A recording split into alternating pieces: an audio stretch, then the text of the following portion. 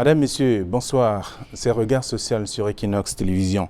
C'est une vie au rabais que mène donc Abomo Jacqueline, une souffrance au quotidien, j'allais dire un avenir incertain à cause notamment de cette pathologie qui la traumatise depuis plusieurs années déjà. Elle est couchée dans son lit depuis plusieurs années et on le voit bien, vous allez d'ailleurs le constater au cours de ce programme, qu'elle n'arrive même pas à bouger un seul pouce et ce sont donc les difficultés de la vie. Mais c'est le cas social de ce soir, est une dame donc qui se décompose alors qu'elle est encore vivante. Pour quelles raisons? Quelles sont les causes véritables? Les différentes réponses à toutes ces questions vous seront données en seconde partie de ce programme avec nos experts qui seront là. Mais avant, vous avez droit à des témoignages de la famille, des témoignages qui vont vous permettre d'être situés sur le cas social de ce soir. Bienvenue à tous, c'est Regard social.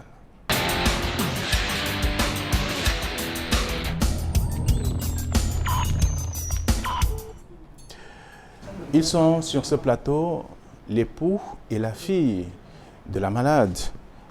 Messomo Apollinaire, bonsoir et bienvenue. Et bonsoir monsieur et bonsoir chers téléspectateurs. Voilà. Vous êtes l'époux de Abomo Jacqueline. C'est votre femme qui est malade. C'est la raison pour laquelle vous êtes là. Elle n'a pas pu se déplacer. Exactement, parce que... De quoi souffre-t-elle? Son état va actuellement un peu de mal en pire. Au fait, ce calvaire commence exactement, c'est une date que je ne pourrais oublier, le 6 novembre 2014, dans un petit, ma femme étant chez moi au village, dans un petit village situé dans le département d'Union Esso, exactement à 22 km de la ville de Mbalmayo, sur l'axe Mbalmayo-Sankmelima. Et nous sommes à l'arrondissement de Kolmetet. Donc, madame étant au champ, c'était le 6 novembre, en période de désherbage du champ d'arachide qu'elle avait fait chez nous, parce que c'est le chez elle. En fin de journée, elle ressent ce qu'elle me relate, parce que je n'étais pas avec elle ce jour-là. Elle me dit qu'elle a ressenti un vent sur son dos pendant qu'elle était courbée en train de travailler. Et aussitôt, comme si une boule était tombée dans son ventre. Au même instant, elle a perdu sa vue. Elle est tombée par terre. Elle me relate qu'elle a fait environ 30 minutes. Elle s'est écriée, mon Dieu, sauve-moi. Elle se sentait comme si elle était ligotée, étant couchée. Bon, elle a pu, après 30 minutes, se relever à peine. Elle me disait même qu'elle rampait. C'est ce qu'elle m'a exactement relaté. D'accord. Vous permettez que l'on accueille également Cécile Mengue. Oui. Bonsoir Cécile. Bonsoir monsieur. Vous êtes la fille de Jacqueline. Oui. Oui, vous vivez avec votre maman et c'est vous qui assurez son quotidien. Quand je parle de son quotidien, c'est vous qui êtes proche d'elle, c'est vous qui faites son pansement. Même comme vous n'êtes pas infirmière, mais vous avez eu des talents d'infirmière désormais. Oui, monsieur. Comment est-ce qu'elle va? Vous êtes parti de Mbalmayo, vous êtes à Douala, vous l'avez laissée dans quel état? Ça ne va pas, son état est critique maintenant. Elle part de mal en pire. Elle est laissée, elle ne bougeait, les mains même, elle n'arrivait plus à parler. Elle crie, elle passe toute la nuit à crier seulement. Maintenant, elle pleure toute la journée. Elle mangeait même, elle ne mangeait plus. Elle n'arrivait plus à manger.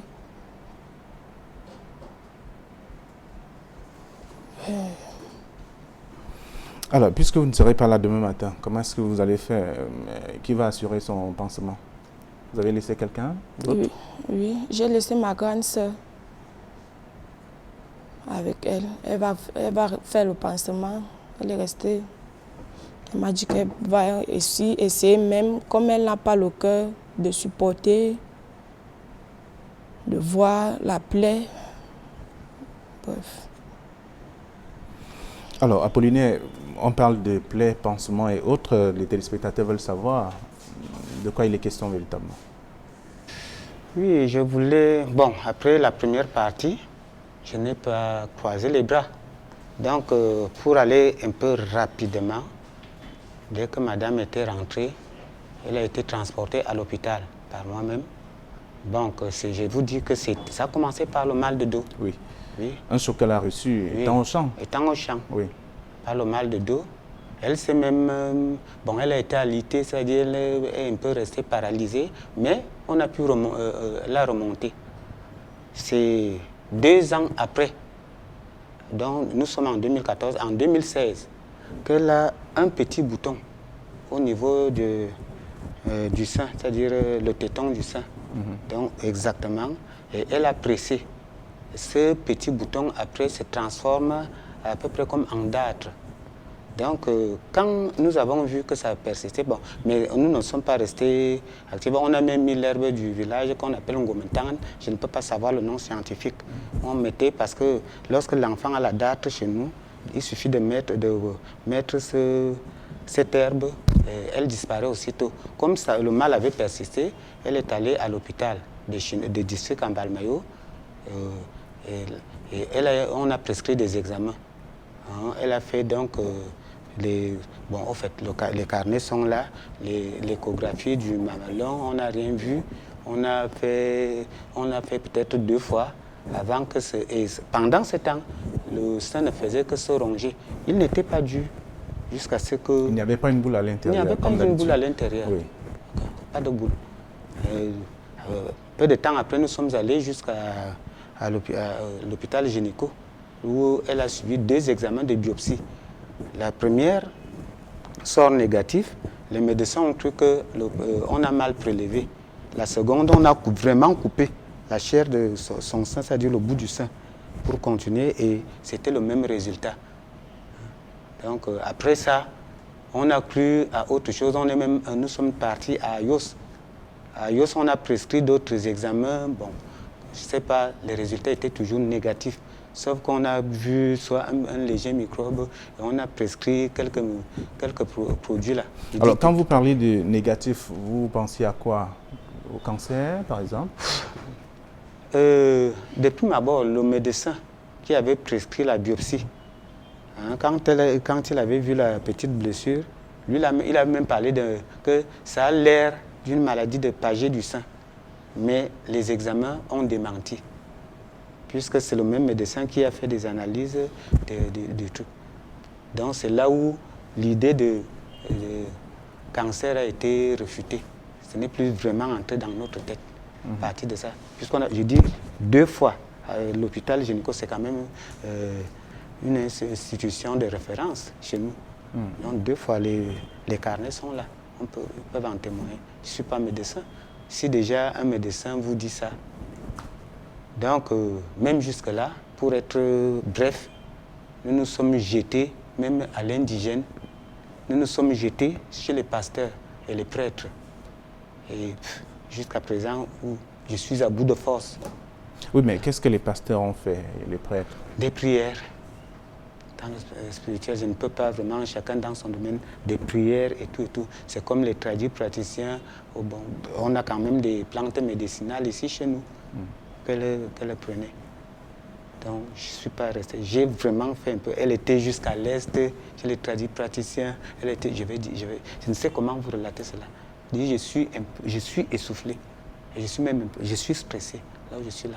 Parce que quand je vois l'état de ma femme aller de mal en pire, maintenant, vu ma situation sociale, je suis diminué. Les peu de temps qu'elle est à la maison maintenant, c'est parce que je suis à bout de force. Alors, le mal ne régresse pas, et au contraire, le mal s'aggrave. Il n'y a pas que le sein, il y a maintenant les escarres aussi qui ont pris... Parler d'escarres, franchement, je ne peux pas analyser parce que cette petite fillette est courageuse. Je suis un homme, mais elle a vraiment pris soin de sa mère sur ce lit. Donc, pour dire que parler d'escarres au niveau du dos, là, c'était comme... comment on appelle ça, une légère ampoule qui sort, mais on ne peut pas me dire que l'escarre, 2 jours après, creuse un trou alors que la personne subit des soins. La peau de l'autre côté, là, les escarres, parfois, j'ai déjà senti, peuvent faire plusieurs petites blessures. C'est comme des brûlures qui commencent au niveau de la peau. Mais ça, c'est comme si c'est parti de l'intérieur du corps pour sortir. Et ça prend l'ampleur plus que ce qui est au niveau du sang. C'est qui est au milieu du sang. Alors, de quand on dit qu'elle se décompose alors qu'elle est encore vivante, oui. Comment ça peut se faire? Il n'y a pas eu de traitement approprié? Vous êtes allé chez les tradipraticiens qui n'ont rien fait ou alors qui n'ont pas pu trouver la potion magique? Moi, je crois que c'est la potion magique qui n'a pas encore été trouvée, que ce soit au niveau des hôpitaux ou au niveau des tradipraticiens. Je crois, parce que vraiment, je crois, parce que je ne peux pas, je n'ai pas qualité d'apprécier le traitement qu'elle a reçu quelque part. Et le nom de la maladie, on ne vous a pas encore Jusqu'à présent. Et je brûle même de savoir peut-être le nom de la maladie. Je brûle de savoir.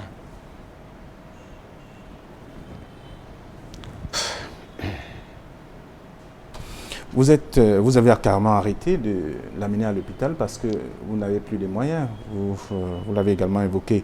Et en même temps, vous êtes en location.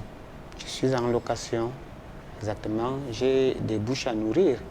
Actuellement, je vous assure que je ne sais comment qualifier ma vie. Je suis hyper endetté. Vous êtes un instituteur, bientôt à la retraite. Wow. Je suis instituteur. Bon, je ne voudrais pas minimiser ce que mon revenu familial, bien sûr, je ne voudrais pas minimiser pour dire peut-être que vous connaissez le salaire d'un instituteur. Peut-être. Donc, je ne voudrais pas faire cas ici, mais je vais dire que j'ai sacrifié une bonne partie du revenu familial pour sauver mon épouse. Parce que vous savez comment cela se passe. Ma femme, quand elle est de son vivant, non seulement on cultivait des champs, après ça, elle-même faisait ce qu'on appelle Bayamsel. Ça a essayé d'atteindre. Maintenant, depuis 7 ans, c'est une seule poche. Depuis 7 ans. Je dis bien, le calvaire commence le 6 novembre 2014. Alors, Cécile, vous avez le courage de faire son pansement tout le matin. Il est quand même difficile d'entrer dans cette chambre, qui est d'ailleurs exiguë, et avec ces odeurs qui se dégagent. Mais vous avez quand même le courage d'entrer et de lui faire le pansement tous les matins. Oui. J'ai le courage de faire passer. C'est parce que c'est votre maman ou alors si ça avait été quelqu'un d'autre? Si ça avait été quelqu'un d'autre et que je suis aussi à côté, j'allais toujours faire la même chose parce que j'ai un cœur, je n'ai pas un cœur dur.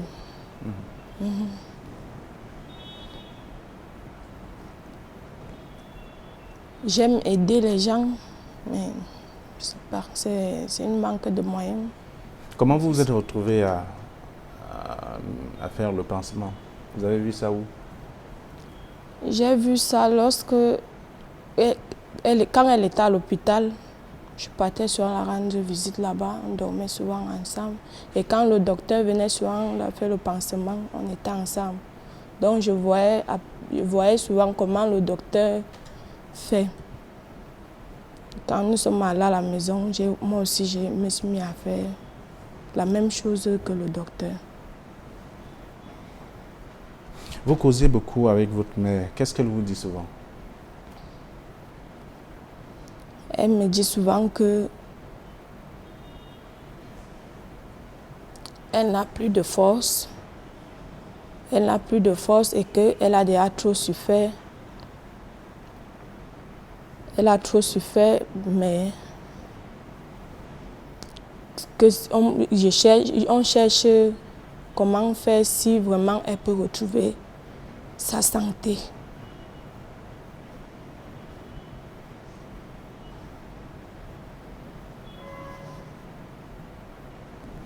Alors, vous avez également abandonné votre foyer pour vous retrouver au chevet de votre maman. Et oui. Abandonner mon foyer pour retrouver ma maman. Parce qu'il n'y avait personne à côté d'elle. Et il fallait quelqu'un pour rester avec elle.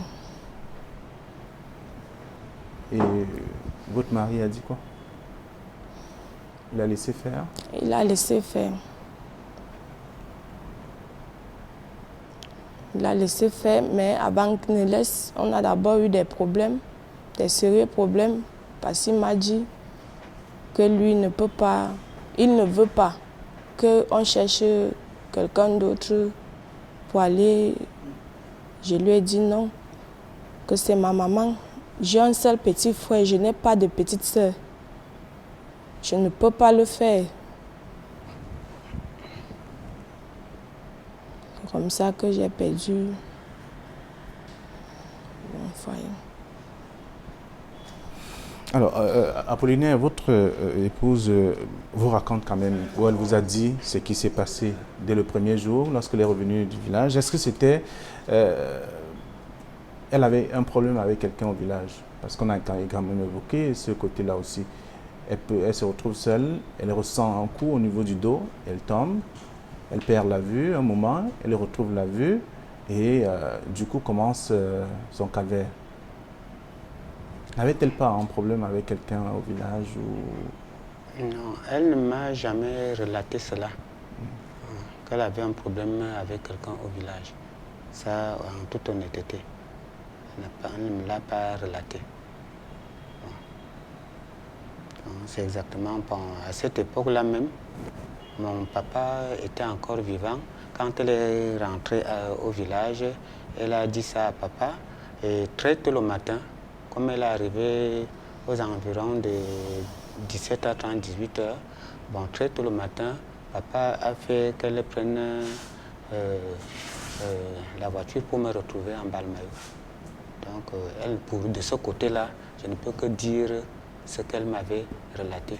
Et actuellement, où elle parle encore, elle ne m'a jamais dit qu'elle a eu exactement un problème avec quelqu'un. Bon, sauf des petits commentaires que on dit que bon, elle va au champ le matin, elle rentre tard, bon, juste ça. Que comme avec elle, moi je crois que c'est dans le fait qu'elle voulait vite finir son champ.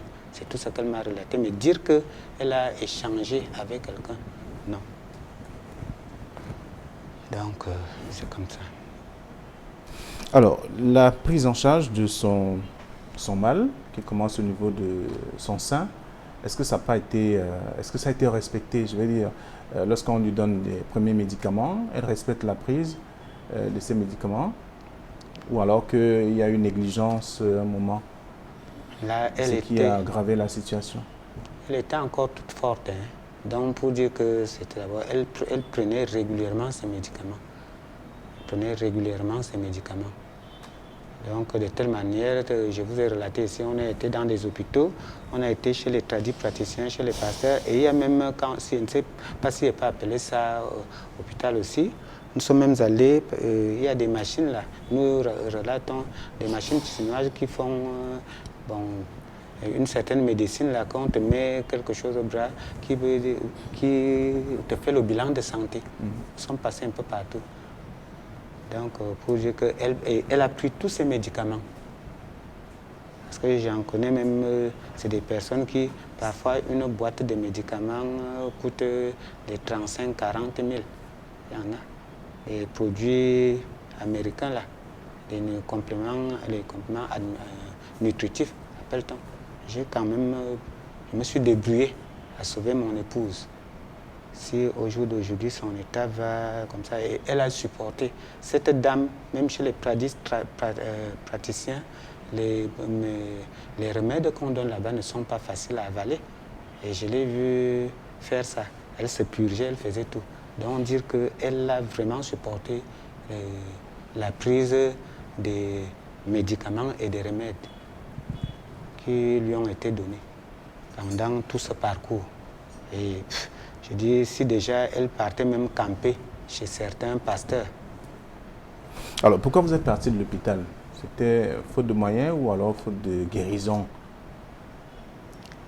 Actuellement, le véritable mot, c'est que faute de moyens. Là où je suis là, il faut être honnête. Je dis, je n'ai même pas mon petit revenu, ma carte bancaire, excusez-moi le terme, est même à l'usure. Je dis, j'ai fait, je me suis battu les mains et les pieds pour sauver mon épouse. Et si elle pouvait même être, si on pouvait la joindre au téléphone, elle le sait tout de suite que je n'ai pas ces petits documents. Il fallait que je fasse tout et tout. Donc, mais Jusque-là, je suis à bout de force. C'est le véritable problème, qu'elle soit à la maison à l'heure où je parle.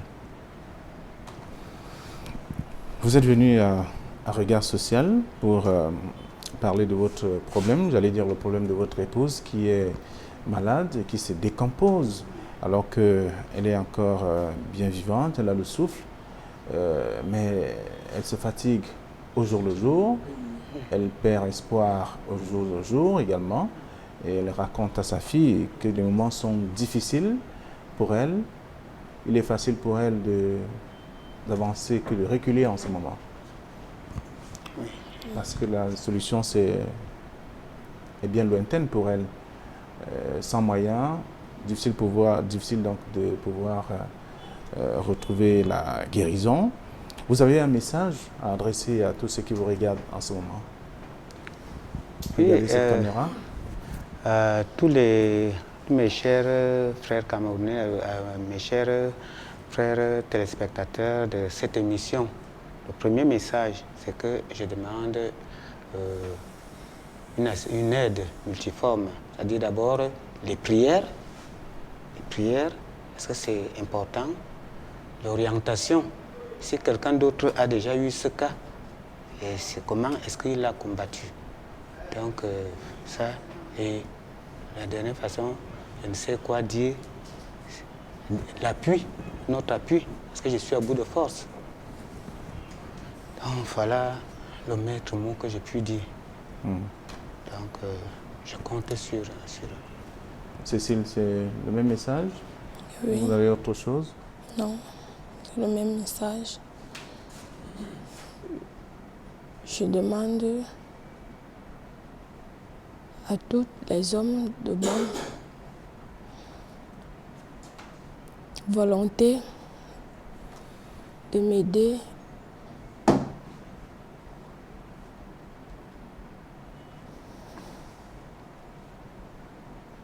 à retrouver la santé de ma maman.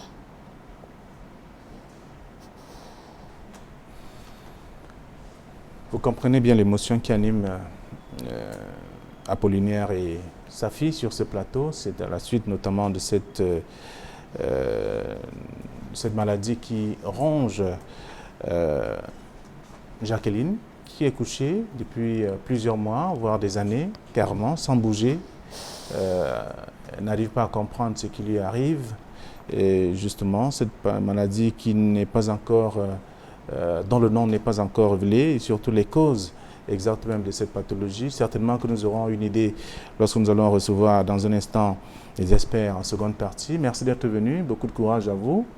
Vous n'avez pas choisi la mauvaise porte, vous êtes à Regard Social et les téléspectateurs vont certainement vous apporter ces aides multiformes telles que vous les souhaitez. Beaucoup de courage. Dans quelles conditions vit Jacqueline à Beaumont? L'équipe de reportage de Regard Social s'est rendue donc à Aubec. C'est situé à quelques kilomètres du centre-ville de Mbalmayo. Mbalmayo, c'est dans la région du centre. Donc voyez-vous, c'est un reportage qui a été mené avec la caméra d'Élisée Bogba, avec le soutien du pasteur Stéphane, qui est allé avec cette équipe. Question de découvrir exactement quelle est la souffrance de cette femme et surtout de toute la famille. Il y a des frères et sœurs et aussi des voisines qui s'indignent de ce qui arrive donc à Jacqueline. Je vous invite à suivre le reportage et juste après nous allons accueillir les experts.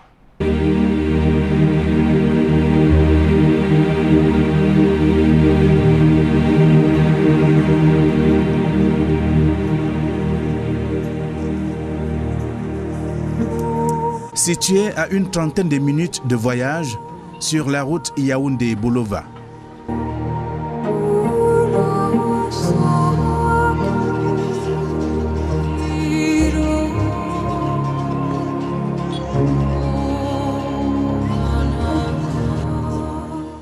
La ville de Mbalmayo, qui accueille l'équipe de reportage de Regard Social, dégage la vie.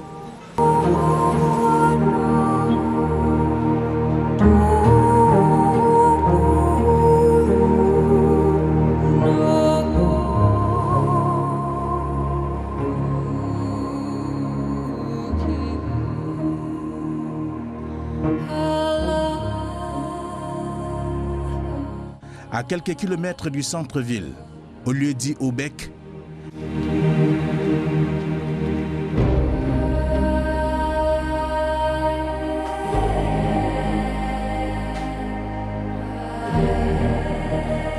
dans cette bâtisse qui date de Mathusalem, se trouve une âme en peine.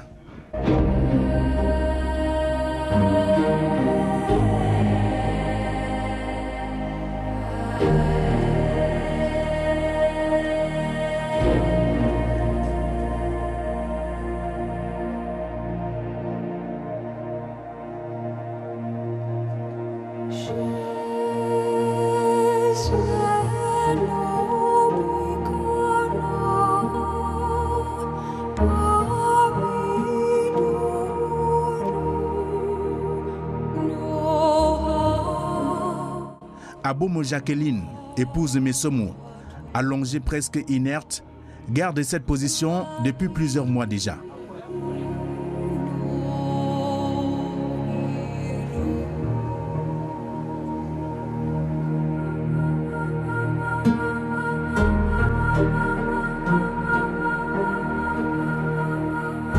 À travers une voix à peine audible et un regard de pitié, Jacqueline, qui occupe cet espace de vie bien encombré, dégageant une odeur de corps en putréfaction, se souvient du début de sa déchéance. Le 6 novembre 2014, j'étais au champ vers midi, 13h moins. J'ai senti un vent derrière mon dos. Quand je tourne le dos pour regarder ce qui me fait le vent au dos, je n'ai rien vu. Je tourne maintenant la tête que je veux me lever. Je sens comment quelque chose tombe dans mon ventre comme une boule à droite. Je ne voyais plus. J'étais déjà dans le noir, un noir que je ne vois même plus quelque chose. Je me suis accroupie, je m'assois, je me couche. J'ai fait même 2 heures, je ne voyais rien. Les 2 heures-ci, comme si le vent soufflait mon corps. Rien, je commence à dire, Seigneur, je suis même ici seule. Qu'est-ce qui m'arrive? Âgée de 36 ans, révolue à cette époque-là, l'épouse et maman, rendue dans sa belle famille pour cultiver quelques vivres, n'a malheureusement pas accompli son devoir à cause de ce qu'elle a qualifié d'attaque. Jacqueline n'a plus jamais connu une bonne santé. Quand j'arrive, je trouve mon mari, je lui dis que... Je lui raconte. Voilà le sang qui commence à couler. Que je saigne. Il dit qu'il part à l'école. Et pas d'abord faire entrer les gens. Quand il va rentrer, on part à l'hôpital. La chaleur que j'avais ici, je me purgeais même avec l'eau glacée. Je buvais l'eau glacée. J'ai fait comment? J'essayais dans les seaux. Il est venu, nous sommes partis à l'hôpital. On m'a injecté 3 vitamines K. Jacqueline dégage le désespoir. Son état de santé se détériore. Apollinaire Messomo, son époux, ne sait plus à quel saint se vouer. Depuis que mon épouse est malade, ma vie n'a plus de sens. Donc, exactement, c'est la 7e année qui venait de commencer depuis 2014 parce qu'elle a ça mal depuis le 6 novembre 2014. Et dès lors, je me suis battu pour sauver ma femme. Donc, j'ai contacté des crédits bancaires déjà avec mon maigre salaire. Donc, ça fait que financièrement, je ne suis pas assis. Mon service est même déjà en danger. Mon service est en danger parce que de temps en temps, quand ça ne va pas, il faut que je sois auprès d'elle. Donc, actuellement même, sur l'état financier, je ne parviens même plus à payer le loyer. Nous mangeons même à peine. Peut-être depuis que vous êtes là, vous avez vu l'état de la maison. Pas parce que vous êtes là, c'est difficile pour moi. Donc, déjà, si je n'avais même pas cette chance à la maison que j'ai ma fille, Talmang et Yvette, qui prend soin d'elle quand je sors, peut-être quelque chose serait déjà arrivé. L'enseignant qui dit avoir épuisé toutes ses cartes n'a plus que ses yeux pour pleurer.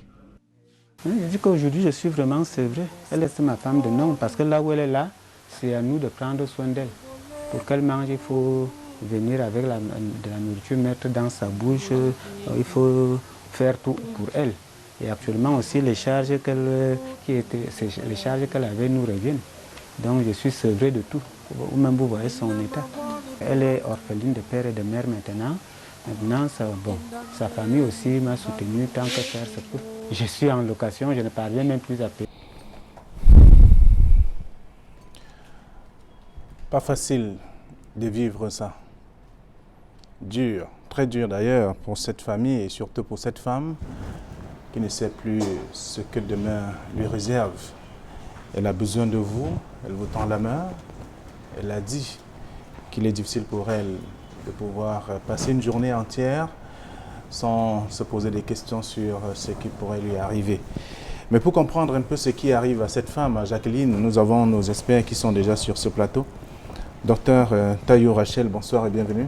Merci beaucoup de m'avoir invité. Bonsoir à tous. Vous êtes oncologue médical. Vous êtes en service à l'hôpital du district de Bonassama. C'est dans le 4e arrondissement de la ville de Douala. Exactement. Merci de m'avoir invité une fois de plus. Bonsoir vous êtes à tout le monde. Une maman. Voilà une femme qui souffre. A priori, qu'est-ce que ça vous fait? C'est vrai, ça fait mal parce que la maman, c'est le support de la famille.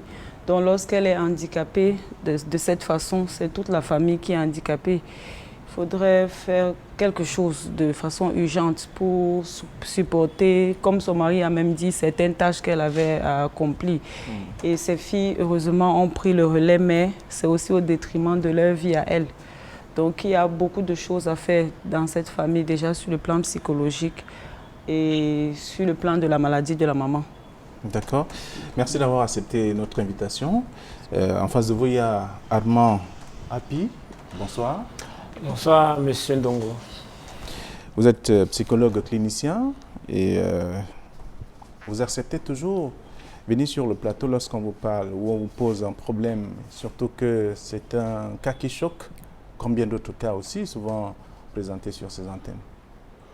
Mais la première motivation par rapport à ces invitations, c'est la possibilité de pouvoir sensibiliser le public, la population, sur l'importance de quelque chose qu'on appelle la psychologie, la santé mentale, pour que nous apprenions à intégrer cette variable au quotidien dans notre façon de faire les choses, dans notre façon d'appréhender les choses. Et je profite pour faire une petite virgule par rapport à l'ambiance émotionnelle qui régnait dans cette salle quand le cas passait. Donc les réactions des uns et des autres laissent à voir que effectivement la santé mentale n'est pas qu'une affaire des Blancs. Ça nous concerne nous tous et nous devons nous battre chacun à son niveau pour donner la place qui lui revient. Et j'en profite pour dire bonsoir à tous les millions de téléspectateurs de cette émission qui ont toujours réagi avec beaucoup d'empathie, avec beaucoup d'amour dans les différents cas qui ont été présentés. Et ce soir, voici un cas qui interpelle, non seulement sur le plan physiologique, comme le disait déjà l'oncologue, mais aussi sur le plan psychologique et familial. Merci. Merci d'avoir accepté cette autre invitation. Et également avec nous sur ce plateau, Dr Alain Patrice Meledi. Bonsoir. Bonsoir Flavien, bonsoir à tous. Dermatologue, vénérologue. Vous êtes en service à l'hôpital général de Douala. Tout à fait. Vous êtes parent en même temps. Le reportage vous a touché aussi, comme j'ai vu certains se tourner les pouces en se posant des questions. Oui, le reportage me touche et il y a deux choses qui me gênent. La première chose qui me gêne, c'est l'impression que le reportage donne de se retrouver face à une médecine impuissante. Ça me gêne. Et je ne suis pas sûr qu'ici, la médecine a été impuissante ou désarmée. Et la deuxième chose qui me gêne, c'est l'impression que le reportage donne de ne absolument pas avoir de diagnostic. Je pense qu'on pouvait avoir un diagnostic ici. D'accord. Vous allez davantage nous expliquer. Certainement, vous avez une idée de quoi souffre cette femme et qui est donc le cas social de ce soir. Docteur Emmanuel Keita, bonsoir et bienvenue. Bonsoir Flavien. Vous êtes gynécologue résident, vous êtes du côté de l'Allemagne, vous êtes au Cameroun en ce moment, vous êtes aussi spécialiste de la voyance, vous êtes écrivain en même temps, mais beaucoup plus, c'est pour la voyance que vous êtes sur ce plateau. Oui. En tant que médecin aussi. Oui. Il faut dire, je suis tradipraticien, ça fait 22 ans, et je suis médecin. Ça fait depuis 2016, j'ai étudié en Roumanie et j'ai commencé la spécialisation en gynécologie en 2018 en Allemagne, Saint-Martinus Krankenhaus, à peu près, disons, 20 minutes de Köln, Hauptbahnhof. Quand je regarde ce reportage, ce qu'il faut dire, j'ai toujours l'habitude de dire, c'est vous qui portez votre chaussure et c'est vous qui c'est là où votre chaussure vous pique. On a fait l'émission, il y a cela, 2018. Je vous avais expliqué pourquoi il a fallu que cette émission soit faite. Et avant cela... Oui, c'était sur la procréation. Oui. Et avant cela, j'ai eu à rencontrer notre ministre, où je lui ai dit, il est bien vrai. La plupart du temps, avec les confrères du côté médical, on ne s'entend pas vraiment. Parce que, quand je le dis, notre médecine de blanc que nous faisons, on a dépensé beaucoup d'argent pour y arriver, beaucoup de temps, beaucoup de stress. Mais, ça choque. Quand je dis, ça ne règle pas le problème des Africains à 50%. Je dis, il faut dire la vérité. Je suis plus de 22 ans comme tradipraticien. Lorsque je suis à l'hôpital, je suis médecin. Lorsque je suis dans mon temple, je suis tradipraticien. Lorsque je suis à l'église, je suis chrétienne. Et la plupart du temps, nous les Africains, on veut concentrer sur un seul côté. Et que moi, je dis non. J'ai discuté avec mon pasteur il y a cela, ça fait 2 semaines aujourd'hui, que je lui ai dit, monsieur le pasteur, pourquoi ne pas dire aux Africains les réalités? Nous, on a appris beaucoup de pathologies, beaucoup de théories.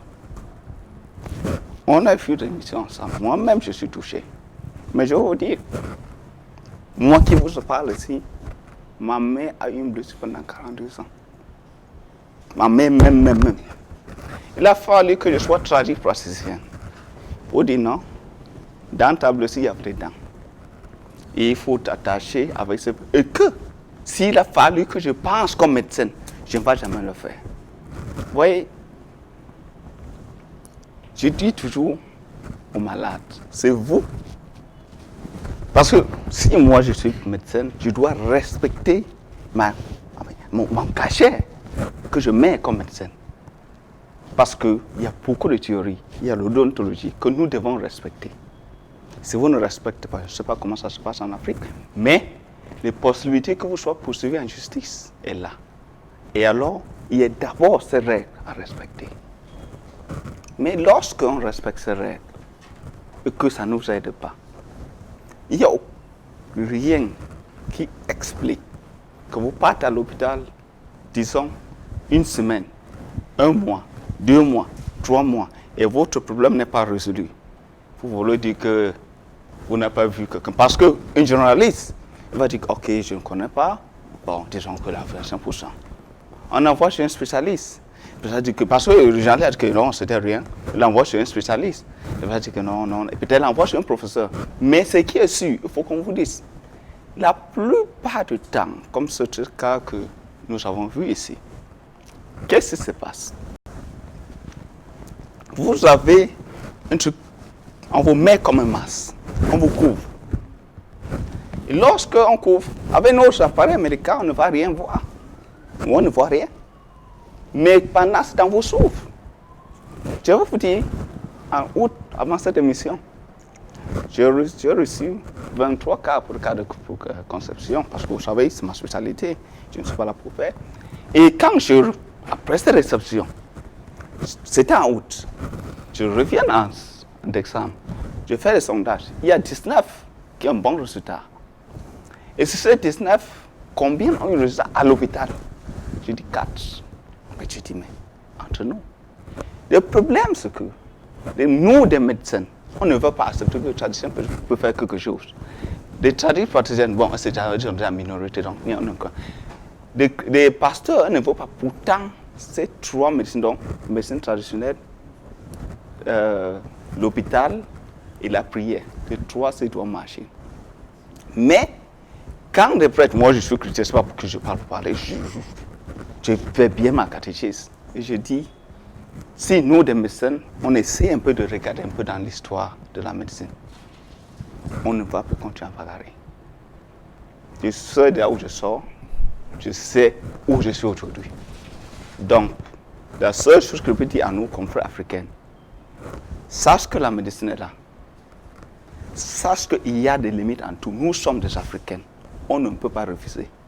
Si ton village t'appelle, pas au village avant de venir à l'église. Pas au village avant de venir à l'hôpital. On fait notre travail, c'est tout. D'accord. Docteur Alain Patrice Meledi, vous avez écouté docteur Emmanuel Keita. Oui, je l'ai écouté et bon, c'est vrai que j'ai un peu souri, mais ce n'est pas par manque de respect. Je respecte un peu son point de vue ou sa position, mais ce n'est pas du tout quelque chose qui est proche de mon tempérament. Moi, je crois à la médecine. De manière générale, c'est vrai que l'homme n'est pas arrivé à la fin de son histoire, donc l'homme n'a pas pu résoudre tous les problèmes et ne va probablement pas résoudre tous les problèmes tant que nous sommes sur cette terre. Mais je pense que la médecine a donné de très beaux résultats, a donné d'excellents résultats. Et dans bien des situations, le problème qui se pose, ce n'est pas la médecine impuissante. Le problème qui se pose, c'est l'absence de moyens dont la médecine a à sa disposition, l'absence de moyens mis en œuvre. Les moyens n'ont pas été mis en œuvre. Ce n'est pas que la médecine était puissante, mais les moyens n'ont pas été mis en œuvre. C'est pour moi la situation la plus fréquente. Mais ceci dit, je reste d'accord que l'homme est un tout, il faut faire une prise en charge globale. Mais dans cette prise en charge globale, il y a la priorité et la médecine peut faire beaucoup de choses dans ces priorités-là. Alors, cette question qu'il pose, je pense que Dr Tayo va certainement apporter l'élément de réponse. Pourquoi un malade peut passer autant de temps à l'hôpital pour une seule maladie sans trouver la guérison, même quand il y a des moyens? En fait, la question va, on peut commencer au départ. Par exemple, oui. Les signes cliniques que la malade a présentés au départ. Parce qu'elle explique qu'en 2014, il y a eu une douleur dans le dos. Ça, c'est ce qu'elle explique. Elle était au champ, je crois, elle a eu une douleur dans le dos. En 2014. Si il y avait déjà la présence du cancer, ça pourrait être que cette douleur dans le dos était la manifestation de l'atteinte osseuse de ce cancer. Ça, je suis dans les probabilités. Maintenant, en 2016, il y a une ulcération, donc une plaie au niveau de son sein. Cette plaie au niveau du sein, on va dire nécrose. Nous, on dit nécrose, mais parce que la plaie se dégrade. Donc, ce que nous, on voit, c'est le pus, les tissus morts tout autour. Donc, elle fait une première analyse à l'hôpital. L'analyse prélève les tissus morts. Et cette analyse répond tissu inflammatoire. C'est vrai, il y a l'inflammation quand les tissus sont morts. Il y a les globules blancs, il y a les globules rouges, il y a les cellules de défense. Et puis il y a les cellules cancéreuses, si on va dire comme ça, et les cellules normales qui sont décédées. Donc l'examen anatomopathologie, le médecin qui a réalisé cet examen s'appelle un anatomopathologiste. Il ne peut pas distinguer sur des cadavres quelle était la cellule vivante au départ. Donc c'est pour cela que la première analyse pourrait être négative. La deuxième analyse maintenant, on a prélevé dans les mêmes conditions, on a prélevé sur de la nécrose. Et à ce moment, on aura toujours un résultat d'inflammation. Maintenant, il faut prélever sur le lit tumoral, c'est-à-dire la zone indurée, donc la zone en dehors du tissu nécrosé, en dehors de la plaie, la zone qui paraît saine en dehors de la plaie. C'est cet endroit qu'il faut prélever. Et lorsque vous regardez, vous voyez même l'image. Peut-être pas été fait. Peut-être ils n'ont pas eu des moyens de faire une troisième biopsie. Vous voyez. Donc, il y a, comme le docteur Milady disait tout à l'heure, il faut mettre les moyens en cause. Parce que nous, ici, nous n'avons pas d'assurance maladie. Donc, c'est la famille qui paye tout. Si après avoir payé une première biopsie, payer une deuxième biopsie, n'ont pas de résultat, c'est difficile pour eux d'aller vers la troisième biopsie. Donc, et quand on regarde cliniquement, on voit la dame avec un ulcère au niveau de l'aisselle. Ça veut dire qu'il y a un ganglion à cet endroit qui a aussi fait la plaie. Donc au départ, c'était une boule à cet endroit qui a poussé jusqu'à percer la peau, si on peut s'exprimer terre à terre comme ça. Et ça a fait une plaie à cet endroit-là. Donc s'il y a déjà une atteinte à ce niveau, et quand vous avez même, si vous avez bien regardé l'image, elle avait aussi des taches au niveau de la paroi abdominale. Nous, on appelle souvent ça des nodules de perméation, c'est-à-dire qu'il y a une infiltration déjà de cette pathologie qui se généralise, de cette maladie qui se généralise sous les tissus et peut-être aussi au niveau des os. Donc maintenant, il faut refaire une biopsie, il faut refaire une analyse générale qu'on appelle un bilan d'extension. Il faut faire le meilleur moyen de faire cet examen, c'est vraiment faire une bonne biopsie, faire un scanner thoraco-abdominaux-pelvien, faire aussi un scanner du rachis lombaire pour savoir s'il y a une atteinte osseuse, faire des examens biologiques. Il y a même des marqueurs tumoraux, donc des examens qu'on prélève, on vérifie s'il y a la présence des cellules dans le sang. Il y a la cellule cancéreuse sécrète des substances qu'on appelle des marqueurs tumoraux. Donc on peut prélever le sang de cette dame et trouver, si on trouve ces marqueurs élevés, là on peut, c'est des forts arguments vers la présence d'un cancer. Parce qu'une plaie qui commence une plaie, on va dire ça, qui commence en 2016 et qui jusqu'en 2021 est toujours là, la plupart du temps, c'est à 99%, c'est une plaie cancéreuse. Et si la patiente n'est pas décédée, parce que la vitesse de prolifération, de multiplication des cellules cancéreuses varie. Il y a des tumeurs qui varient, qui se multiplient hyper lentement. Et puis il y a des tumeurs qui se multiplient plus vite, extrêmement vite. Donc on pourrait être dans une situation où c'est une tumeur qui évolue extrêmement lentement. Et ça veut dire que c'est une chance quand la tumeur évolue lentement déjà parce qu'on peut faire le diagnostic et faire un traitement. Vous voyez, pour penser à une guérison ou bien à une stabilisation de l'état de la patiente. Mais pour l'instant, l'urgence de la situation, c'est les soins de support. Donc, il faut veiller à ce que la patiente reste en vie. Il faut veiller à ce qu'elle puisse manger comme il faut, qu'elle n'ait pas mal. Parce que quand vous avez vu qu'on faisait le pansement, elle souffrait, elle se plaignait de douleur. Ça fait mal. Donc, il faut veiller à ce qu'elle ait des médicaments contre la douleur. Il y a la nécrose, donc il y a l'infection. Il faut donner une bonne antibiothérapie, faire des antibiotiques efficaces contre ces infections. Il faut nettoyer toute cette nécrose-là, toute cette partie purulente qu'il indispose déjà de par l'odeur. Vous voyez, donc c'est un grand travail que l'équipe de soins palliatifs et de support doit faire pour cette patiente. Et il faut aussi faire un apport psychologique.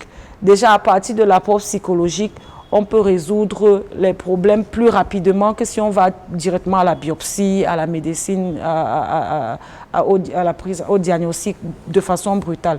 Donc, il faut absolument commencer par la psychologie et les soins palliatifs. D'accord. Alors, Armand Api, on a écouté les uns les autres, notamment la fille, le papa, le mari également qui était sur ce plateau, et même la patiente aussi. On constate que toute la famille est affectée. Mais, dans les pathologies lourdes, le fardeau est émotionnel pour la personne, mais aussi pour son environnement social.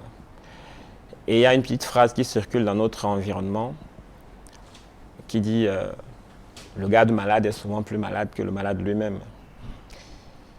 Donc ça veut dire que, et c'est en ça que je respecte le courage de Cécile, qui a fait montre d'une implication indéfectible dans l'accompagnement avec les moyens qui sont à sa disposition. Vous voyez, elle est devenue infirmière pour accompagner sa mère. C'est louable. Et pendant qu'elle se débrouille pour apporter ses soins, elle fait face à quelque chose d'agressif. Et il faudra qu'elle soit en mesure de supporter ça sur le plan émotionnel. Sinon, les déboires que ça peut créer peuvent faire ce qu'elle-même se trouve impuissante.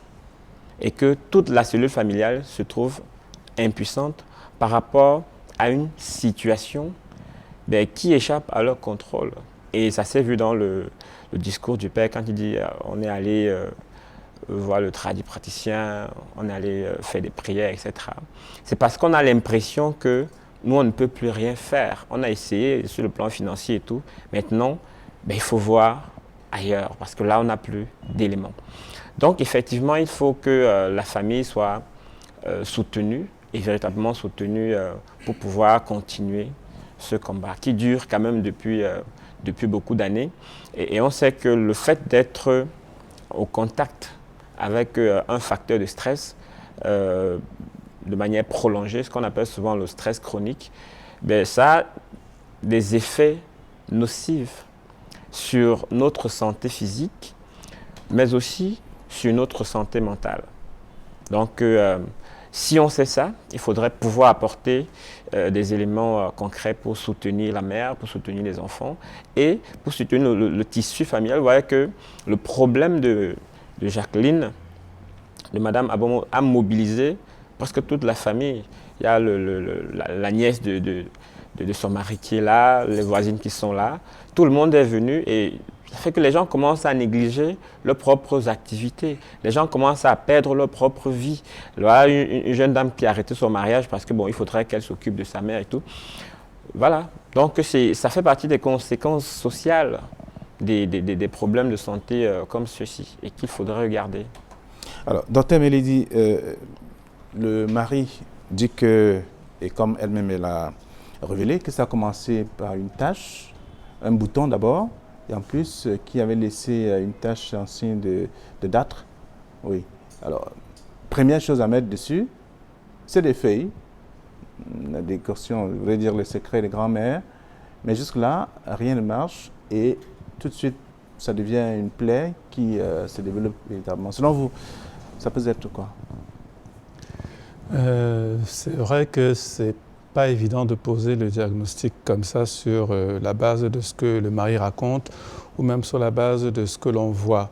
Mais comme l'a dit ma collègue tout à l'heure, le tableau premier que l'on voit à ce stade, c'est ce qu'on appelle une plaie chronique du sein ou bien une ulcère chronique du sein. Et la première chose à laquelle on doit penser, c'est effectivement le cancer du sein. C'est pour ça que j'expliquais tout à l'heure qu'il est difficile de dire ici qu'on n'a pas de diagnostic. On a déjà au moins ce que nous, les médecins, nous appelons le diagnostic syndromique, c'est-à-dire le diagnostic du tableau que l'on voit. C'est une plaie chronique ou bien c'est une ulcère chronique du sein. Et face à ça, on pense en premier lieu à un cancer du sein. Mais c'est vrai qu'il y a d'autres diagnostics que l'on peut évoquer, des causes infectieuses telles que l'ulcère de Buruli, telles qu'une tuberculose cutanée, des causes même inflammatoires. Mais je veux dire par là qu'il y a des moyens à mettre en œuvre. Et ces moyens-là, c'est la biopsie dont on a parlé, ce sont les prélèvements que l'on analyse. Certaines choses ont été faites, mais à mon avis, elles n'étaient pas suffisantes ou elles étaient incomplètes. Donc, du point de vue de ce que le mari raconte, ce n'est pas suffisant pour nous pour poser le diagnostic.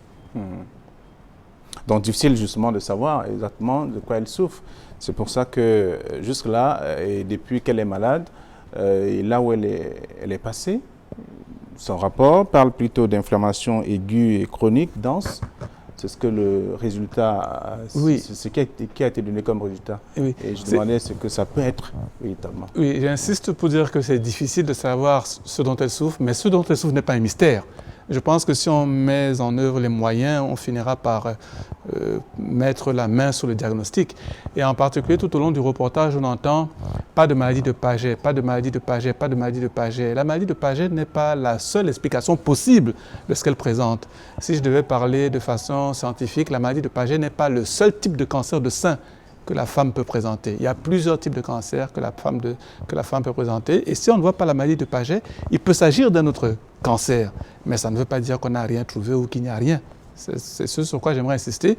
C'est difficile de poser le diagnostic, mais le diagnostic chez elle n'est pas un mystère, à mon avis. Il faut qu'on cherche.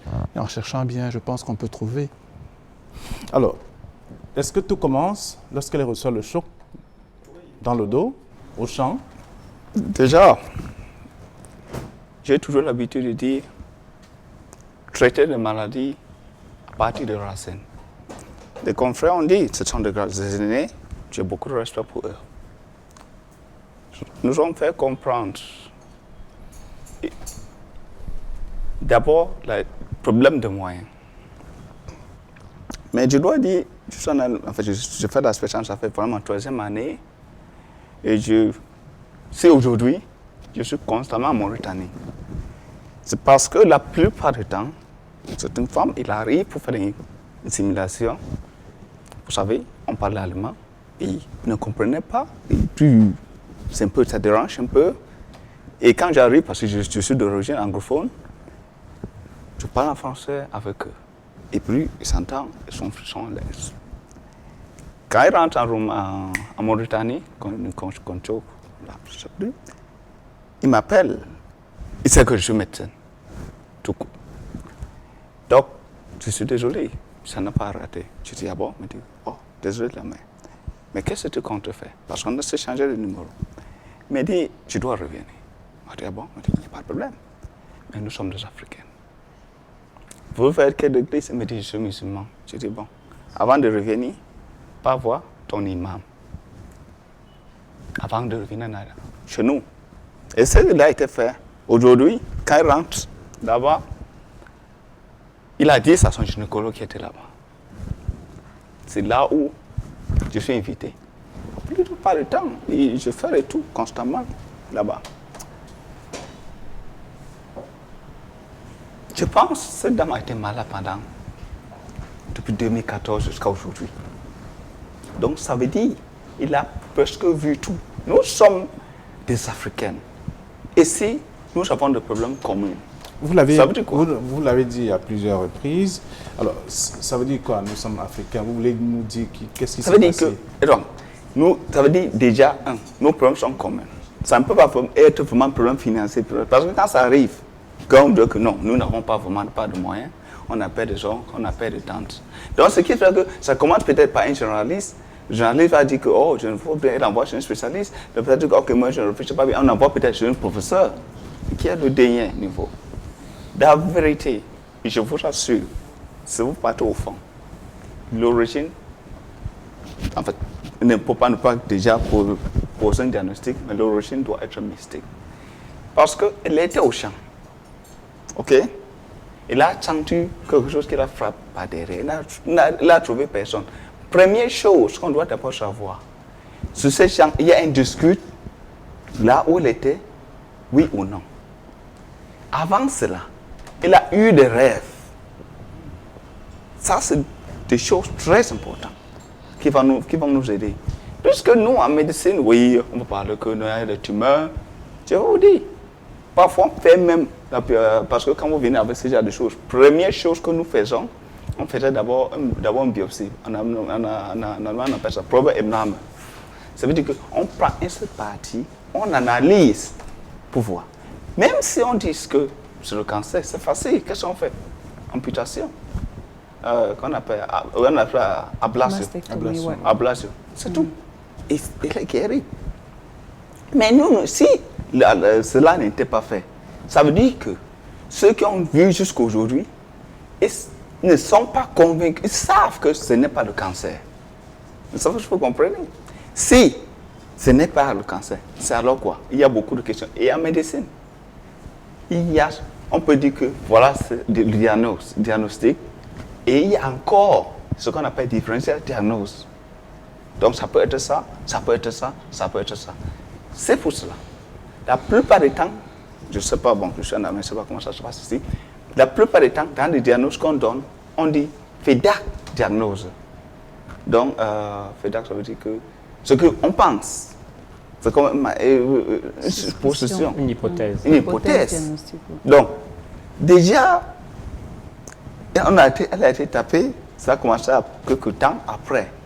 Ça veut dire qu'il a été placé, peut-être un démon, ça peut être comme un démon mystique, qui la tape et qui met généralement un masque.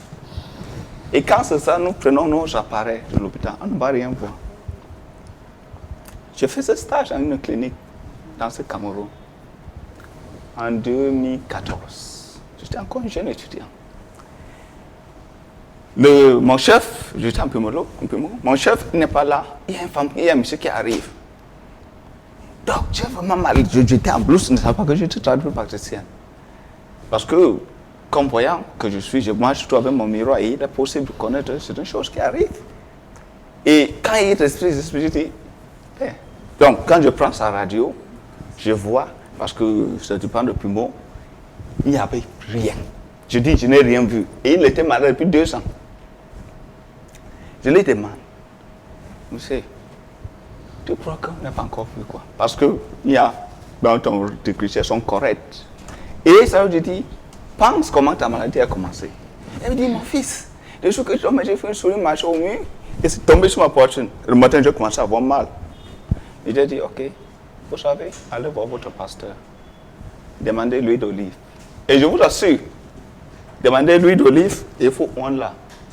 Ne venez plus chez nous. C'était tout. Donc je dis, je continue à dire, ça fait 4 ans. Et si, ça fait plus de 4 ans. Et si pendant ces 4 ans, on n'a pas trouvé, crois-moi, ça dépasse la médecine de blanc. Il faut qu'on soit honnête. Mais nous devons, le problème qui se pose, c'est comment combiner. Est-ce qu'il n'y a pas eu un mauvais diagnostic, par exemple? Il n'est pas question de mauvais diagnostic. Parce que, écoutez, j'ai toujours dit, avant de commencer, c'est toi qui portes ce souci, c'est toi qui c'est là où ça te pique. Et vous savez, l'enfant autour de la mère ne sait pas que le voyage est long, à cause du confort.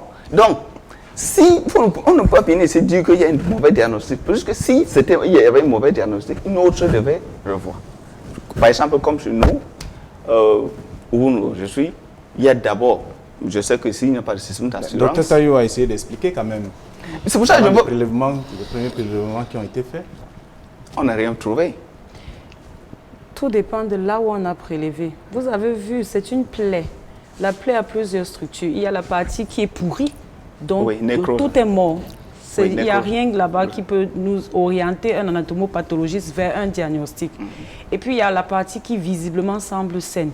Le prélèvement doit se faire dans la zone qui semble saine avec un peu de nécrose pour que le pathologiste connaisse les limites où ça a été prélevé. Et on doit orienter, on doit lui dire exactement à quel endroit on a prélevé. Et le prélèvement doit être acheminé la plupart du temps à l'état frais, dans l'heure qui suit le prélèvement. Ça doit être acheminé au laboratoire. Et c'est l'anatomopathologiste lui-même qui, en principe, doit mettre ce prélèvement dans du formol avant de commencer l'analyse. Si le liquide de fixation, dans le formol dans lequel on a mis le prélèvement au départ, a été mal concentré, tout sera nécrosé. Quand l'anatomopathologiste va regarder, il n'y aura plus rien. Oui, je pense que tout dépend effectivement de là où ça a été prélevé. Tout dépend aussi des techniques qui ont été mises en œuvre pour faire l'analyse. Tout dépend aussi de celui qui analyse et tout dépend aussi de là où c'est analysé. Donc, il y a plusieurs facteurs qui peuvent expliquer que bon, le résultat n'est pas pertinent ou le résultat n'est pas contributif au diagnostic. Mais ce n'est, à mon avis... Moi, je veux vous parler aussi de mon expérience médicale. Okay. Vous voyez? Donc, j'ai un DU d'oncologie pédiatrique. Donc, ici au Cameroun, je m'occupe aussi des enfants qui sont atteints de cancer. Donc, j'ai eu, il y a quelques temps déjà, une petite fille de 7 ans qui arrive avec un gros ganglion vraiment très volumineux au niveau du cou. Et en même temps, elle avait une tuméfaction des grandes lèvres. Donc au niveau de sa vulve, c'était gonflé, elle n'arrivait pas à s'asseoir. On a fait le prélèvement, la biopsie de ce ganglion a été faite à l'hôpital de district de Bonassama. Et la biopsie a parlé d'une tuberculose ganglionnaire. Moi, j'ai vu, en plus, elle avait la fièvre, elle n'arrivait pas à s'asseoir, elle avait une anémie. Donc, je me suis dit, le cancer le plus fréquent chez les enfants, c'est le lymphome. Et la plupart du temps, c'est le lymphome de Burkitt qui fait cette atteinte généralisée et surtout avec l'atteinte des organes génitaux.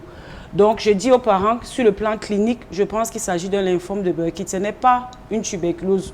Ça pourrait aussi être que la tuberculose est associée à ce cancer. Le prélèvement a été refait à l'hôpital général de Yaoundé. De Douala ici, ça a été réanalysé. Ça a même été acheminé aux États-Unis. On a analysé et on a dit tuberculose ganglionnaire.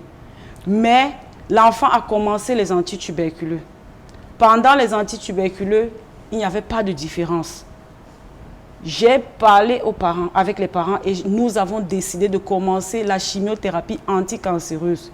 Mais aujourd'hui, la petite fille va superbement bien. Elle a arrêté le médicament antituberculeux pour continuer avec la chimiothérapie anticancéreuse. Elle va superbement bien. Vous la voyez, vous ne pouvez pas savoir c'est une patiente qui avait un cancer parce qu'on n'avait pas le moyen diagnostic. Donc ceux qui faisaient le diagnostic n'ont pas poussé plus loin pour arriver vers l'immunohistochimie parce qu'ils se sont arrêtés à la tuberculose. Vous voyez, et le parent n'avait pas les moyens pour faire tout ça. C'était les mécènes qui s'occupaient de lui. Donc, ils ont décidé quel type d'analyse eux, ils devaient faire. Et ils se sont arrêtés à cet endroit-là. Mais moi, je traite l'enfant, je traite le malade. Donc, il faut assurer, le diagnostic n'est pas seulement biologique. Donc, ce que vous voyez dans les lames au laboratoire, le diagnostic est aussi la clinique, ce que tu vois sur le malade.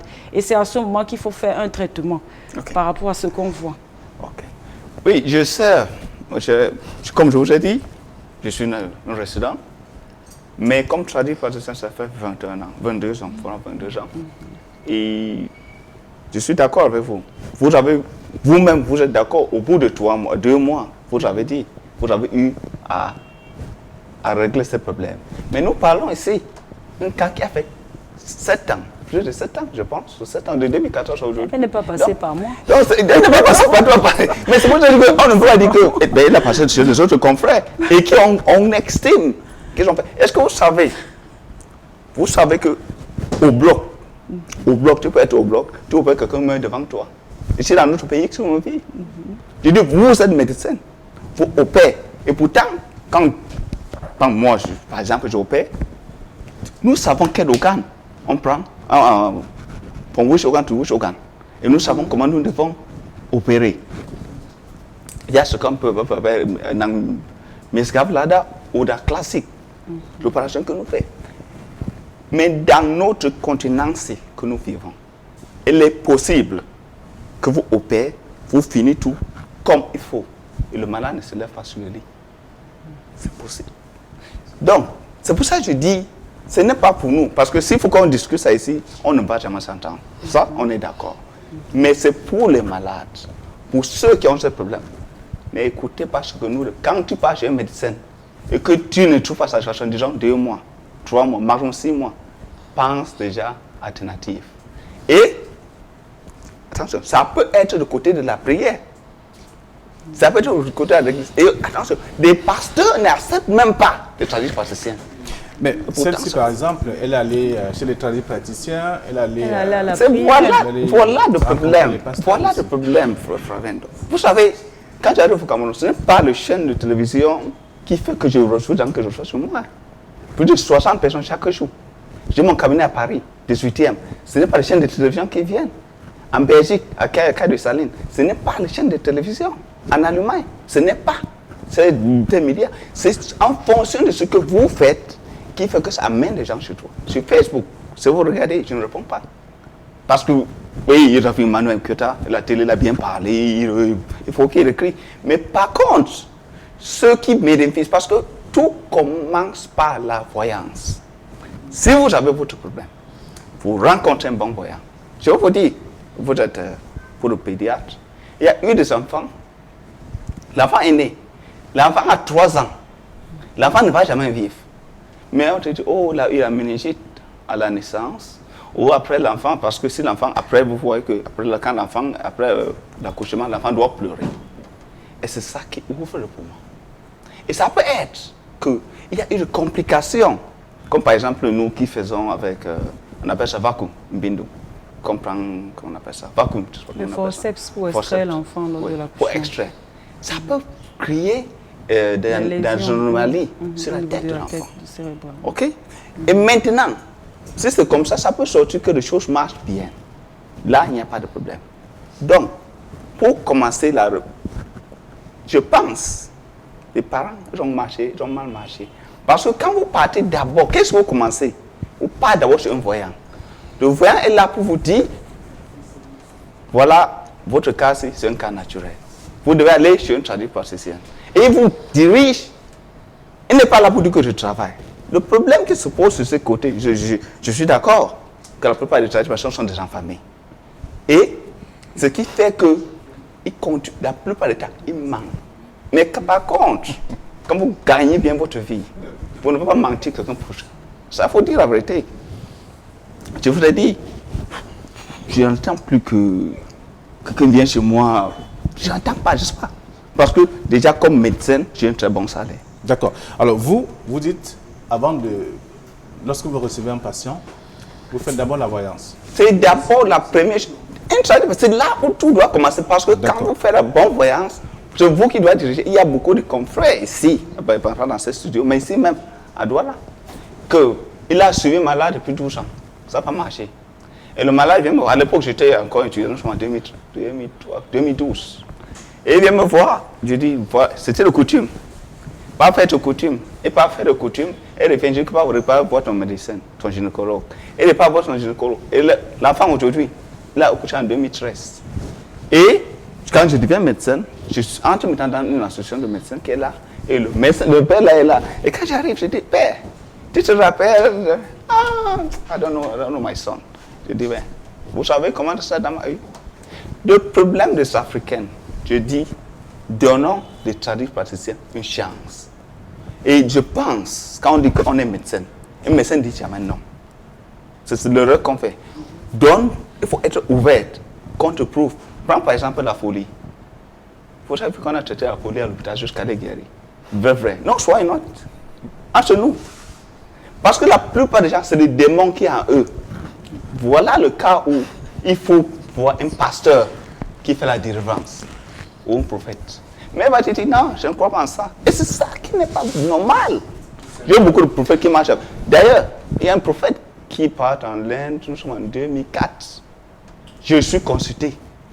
Mais il est bien connu ici. Mais je suis traduit. Quand il revient, je dis, j'étais encore au lycée. Je dis, mais après, tu vas dire que non, je ne dis pas parce qu'en Corinthiens, je pense 2 Corinthiens, 8, ça condamne ça. Mais pourquoi nous devons aller regarder seulement là où ça condamne? C'est là où il condamne. Et ne voit pas dans Somme 93, qui parle de protection. Vous voyez, je pense. Nous, des êtres humains, sommes des politiciens, mais parfois même ça n'a peur de personne. Il faut avoir peur de Dieu et dire des vérités. Je pense, si aujourd'hui je le dis, c'est parce que je suis le fils d'un paysan. Et que je commence ma tradition parce que j'avais 6 ans. Et ça arrête, je recommence à 12 ans. Et quand je recommence, je dis, vous savez, beaucoup de gens viennent chez moi. Beaucoup. J'étais encore très jeune. Mais je continue mes études. Malgré que c'était difficile, je continue, j'arrive en Roumanie. Je dis, je serai gynécologue. Et plein de neige. Et Dieu arrive en Allemagne, Dieu m'a aidé. Il a mis un très bon gynécologue devant moi. Qui a pris mon main. En Allemagne, il m'a dit, mon fils, je vais te guider. Au bout de 4 mois, je vous dis, je commence à faire des gardes. Je commence à faire des opérations moi-même. Pas rien. Et quand je suis avec malade, j'oublie la tradition. Quand je suis avec un pasteur, j'oublie les autres côtés. Quand je suis avec un médecin, nous parlons comme des médecins. C'est l'erreur que je continue à dire aux Africains. Tant qu'on n'accepte pas cela, on va toujours. Parce qu'on va dire que c'est ça, ça peut être ceci. Alors, dans votre logique, c'est qu'il faut associer exactement la médecine moderne à la médecine traditionnelle et que nous, des médecins, ne croient pas qu'un médecin ne va jamais te dire Madame Patrick, je ne suis pas praticien. Parce que je pense, même dans l'odontologie, je pense dans Hippocrate, il n'y a pas ça. Donc c'est toi le malade qui veut dire que l'affaire c'est là. Massa, il faut que je regarde ailleurs. Mais il faut regarder ailleurs. Qu'est-ce qu'il faut faire? Commence par un voyant. Le voyant, tu passes un voyant juste pour qu'il te voie et te dit. Alors, restons sur le cas de cette dame, de Jacqueline, qui aujourd'hui attend une guérison, a besoin de guérison. Elle veut savoir ce qu'elle a concrètement pour être prise en charge.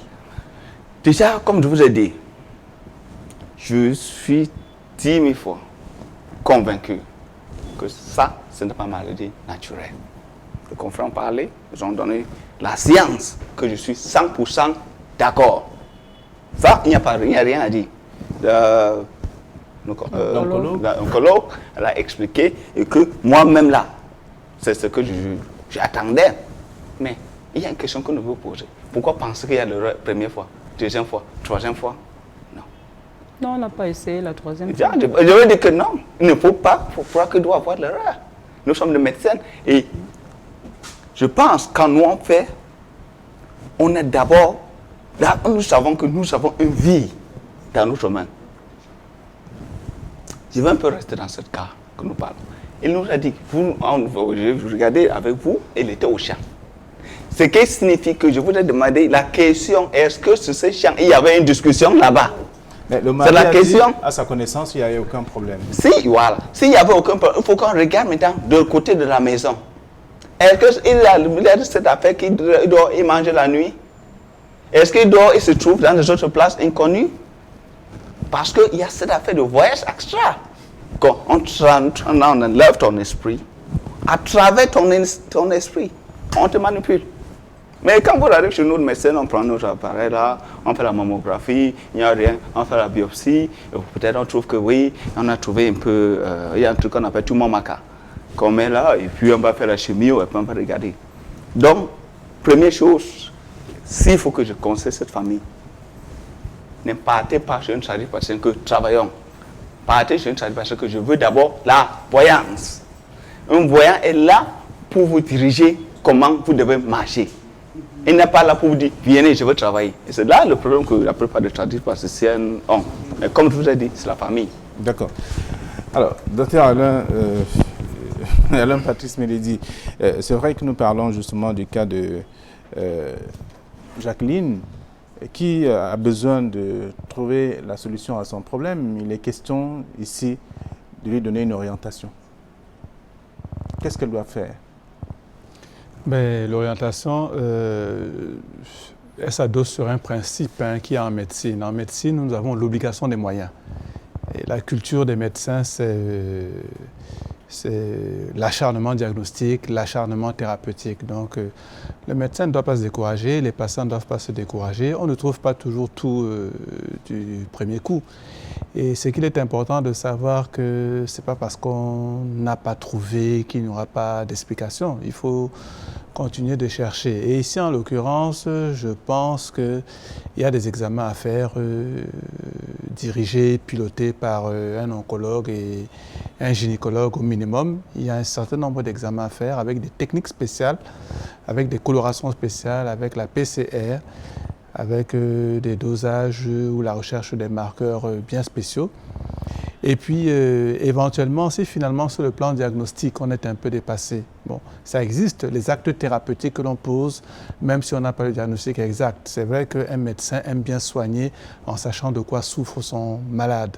Mais parfois, il nous arrive de prescrire le bon médicament sans avoir la certitude du diagnostic. Et ici, l'indication d'une chirurgie de propreté, d'une chirurgie d'exérèse de ce cancer malade peut se poser ici pour aller beaucoup plus vite, effectivement.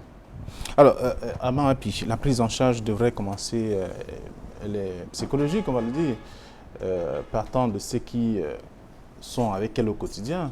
D'abord sa fille, son époux, les voisines, les voisins et tout le reste. Parce qu'elle a besoin de ça quand même. Oui, avant d'arriver à ça, vous savez, notre problème de santé n'est pas parachuté. C'est ce que moi je sais, c'est ce que j'ai appris. Tout problème de santé se construit. C'est un processus, il y a des étapes. Un peu comme un enfant, aujourd'hui, rampe, après il se met debout, après la prend, ça se construit. Et dans cette construction, il y a plein de facteurs qui rentrent en jeu.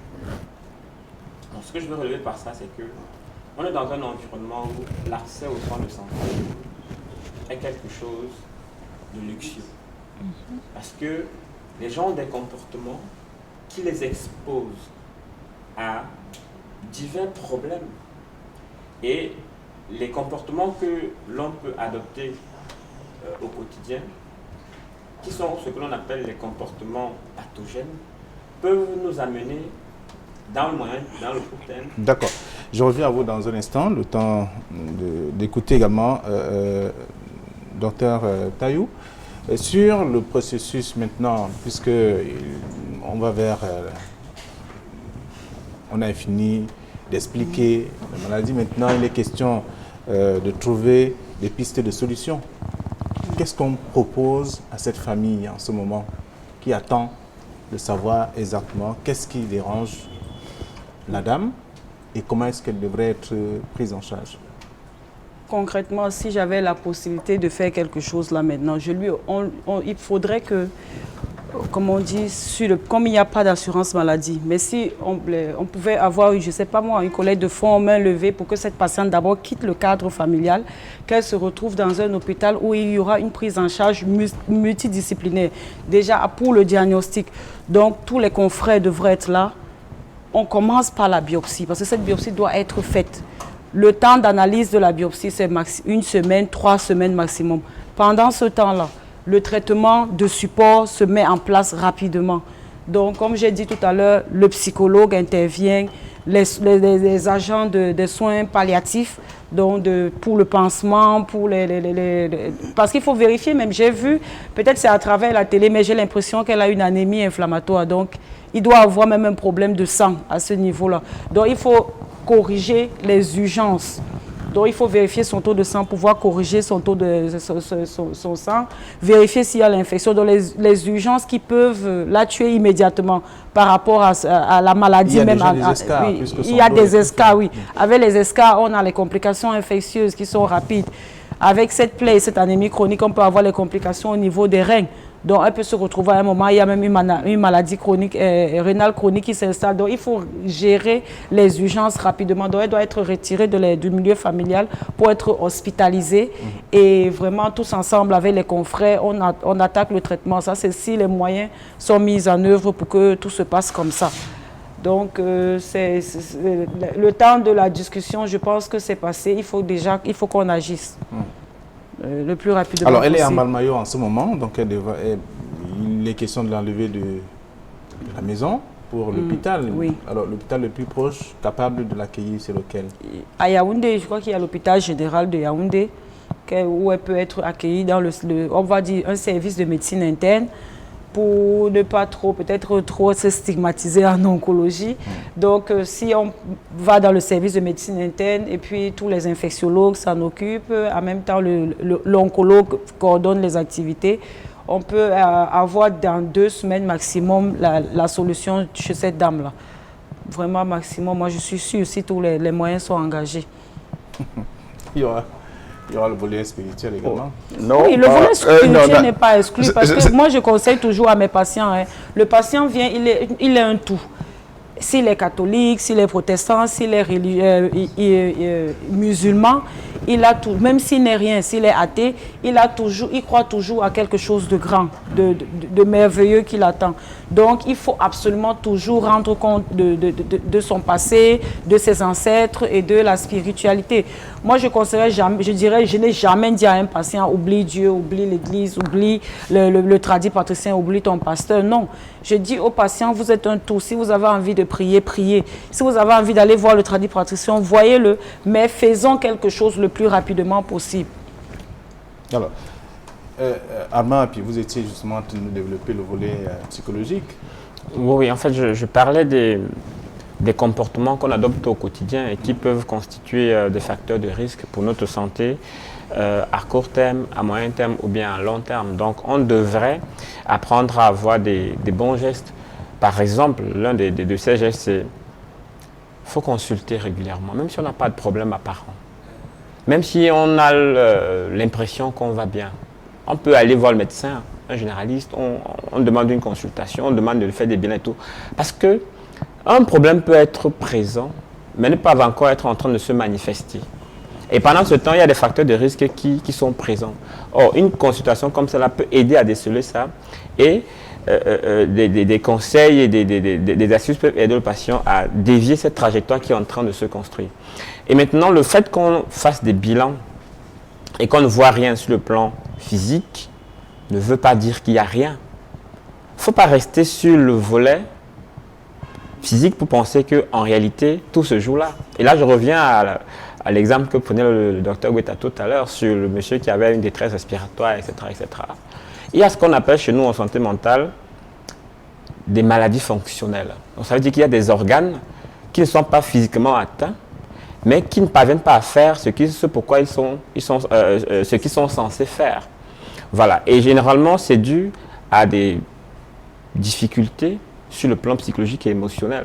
Et lorsqu'on arrive à mettre la main dessus, ben, parfois le problème se résout assez simplement. Prenons un peu les représentations, les croyances qu'on a dans notre environnement par rapport à certaines choses. Qu'est-ce que les gens se disent dans leur tête concernant les souris? Quand une souris marche sur le mur et tout, qu'est-ce que les gens pensent? C'est un sorcier, c'est un vampire, un espion, des choses comme ça. Regardez ce type de représentation.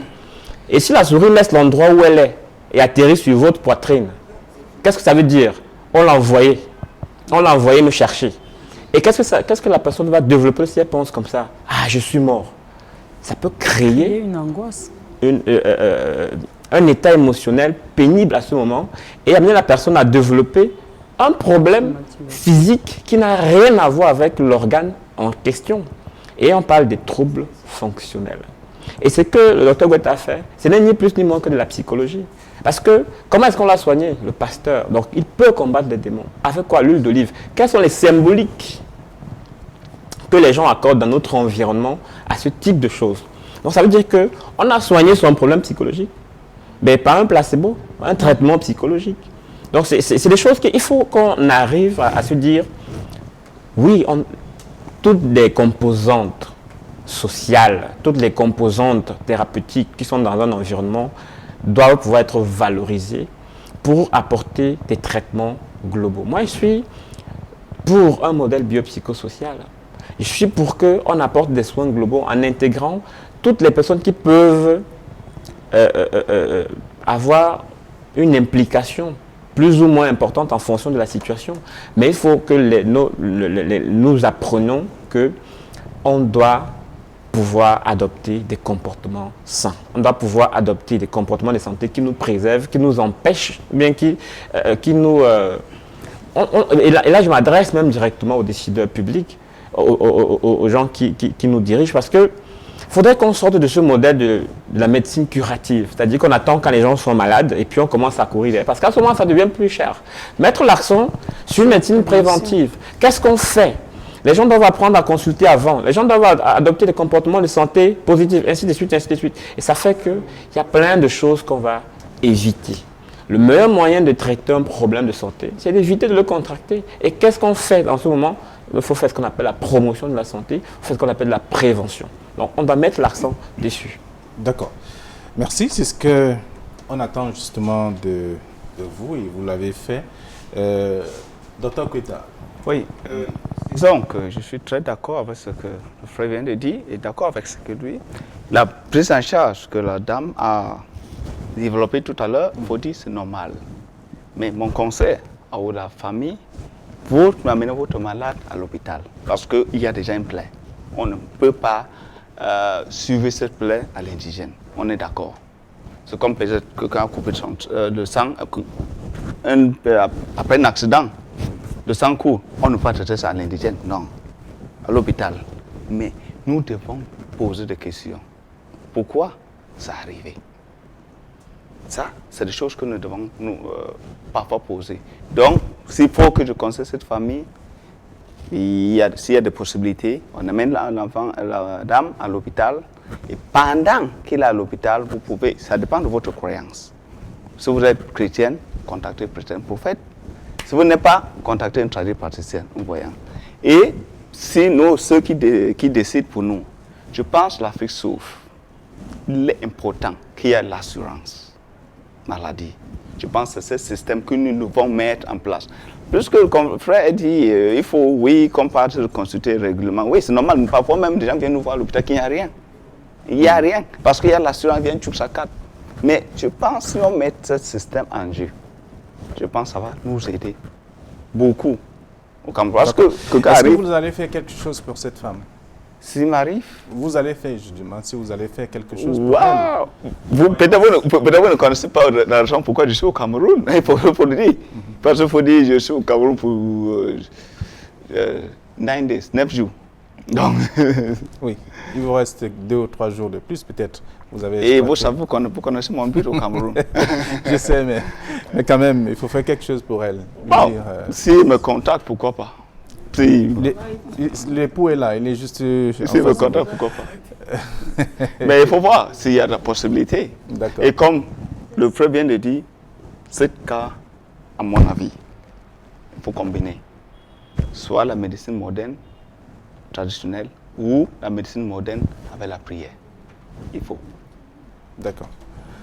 Docteur Alain Patrice Mélédy, on va se séparer. Alors, un dernier mot, un conseil, par exemple? Oui, je pense, je souscris entièrement à ce que ma collègue a dit. Il est temps qu'elle aille à l'hôpital. Il est temps qu'elle aille à l'hôpital où une équipe multidisciplinaire va poser le bon diagnostic et va poser le bon geste thérapeutique. Il est temps. D'accord. Merci. Alors, vous êtes à l'hôpital général, ça il faut le rappeler. Vous êtes médecin, dermatologue, vénérologue. C'est pour ça que vous êtes également sur ce plateau, parce que tout commence par la peau, tout à fait. Bien entendu. Alors, docteur Tayou, vous avez déjà décrit ce qu'il faut faire, mais vous avez au moins un conseil pour éviter peut-être ce genre de... Oui, le conseil dans la prévention, j'emprunte le pas du psychologue, parce que nous avons déjà sur le plan national des systèmes d'organisation des campagnes de dépistage. Nous avons le mois du règne qui va commencer au mois de mars, donc pour le dépistage des maladies rénales. Nous avons le mois d'octobre, pendant tout le mois là, c'est le dépistage des cancers du sein. Nous avons aussi le dépistage des cancers de la prostate, des cancers du col de l'utérus. Donc c'est en fait pour des gens qui semblent sains, qui n'ont pas de problème. Et pendant ces périodes, ils bénéficient d'un dépistage gratuit. Donc c'est comme une assurance maladie entre guillemets, parce que vous venez, vous ne payez rien et puis vous faites, on vérifie. Et si vous êtes malade? Si vous êtes malade, là c'est vrai, la prise en charge, on va vous orienter vers la prise en charge. Et il n'y a pas d'assurance, sauf si vous avez votre assurance personnelle. Mais là, vous allez payer les soins et on vous oriente. Ce qui est bien, c'est qu'on vous oriente vers la structure qui peut correctement vous prendre en charge par rapport à ce qu'on a découvert. Donc, pendant le mois de décembre, il y a les campagnes de dépistage du VIH-Sida qui sont aussi gratuites. Donc, vous voyez, il y a les campagnes de dépistage du diabète. Donc, ce que moi je conseille, il y a même les campagnes de dépistage des maladies des yeux. Donc, la population doit être vraiment très smart, je ne sais pas comment on va dire ça. Non. Donc, vigilant. Quand vous avez des promotions de la santé comme ça, le problème c'est que nous, on a dans notre croyance, on se dit ce qui est gratuit n'est pas bien. C'est vrai. J'entends souvent les gens dire ça. Ils passent devant un hôpital, on a écrit grande campagne de dépistage des cancers du sein, ils disent non, c'est gratuit, ça veut dire que ce n'est pas bien. Non, c'est gratuit justement parce qu'on sait que nous sommes pauvres, nous n'avons pas d'argent, donc il faut y aller. Quand vous voyez toutes ces campagnes-là, parce que toute maladie dépistée tôt, vraiment le traitement est moins coûteux. Et le traitement est aisé même pour le personnel soignant et la guérison arrive. Dans 99%, je vais dire le 1% pour ceux parce qu'il y a aussi une sélection naturelle de notre très haut, si on va dire comme ça. Donc il y a ceux qui, peut-être c'était leur voie pour aller rejoindre le très haut. Mais dans 99% des cas, quand le diagnostic est posé tôt, quelle que soit la maladie, il y a des chances de guérison. Merci à vous, docteur Tayou Rachel. Vous êtes oncologue médical et en service au district de santé. À l'hôpital de district de Bonassama. Merci. C'est à Douala 4e. Merci à vous. Alors, Armand Hapi, merci d'être venu également. C'est moi qui vous remercie. Et pour une bonne prise en charge, il faut nécessairement des moyens aussi. Oui, mais l'impact financier d'un problème comme celui-ci n'est plus à démontrer. Le papa s'est endetté. La mère a arrêté ses activités professionnelles, elle vendait au marché, elle a arrêté ses tontines, elle a arrêté de faire son champ. L'impact financier n'est même plus à démontrer. Donc maintenant, s'il faut intervenir pour être sûr qu'on a balayé, parce que moi je me dis, quand on n'a pas tout essayé, il ne faut pas lâcher. Il faut tout essayer. Maintenant, pour essayer, faire tous ces bilans dont parlaient les médecins ici, il faut des moyens financiers, il faut faut de l'argent et puis vous n'allez pas arriver dans un laboratoire demander des examens. Et voilà, on utilise des réactifs, on utilise ceci, on utilise cela, même l'électricité, on utilise, il faut payer après. Voilà. Merci à vous, Amar Api, vous êtes psychologue clinicien également. Merci à Emmanuel Clotaire, à tous ceux qui sont venus sur ce plateau. Je voudrais vous amener à marquer l'avant-dernière pause. Question de vous présenter un cas qui est déjà passé sur ces antennes.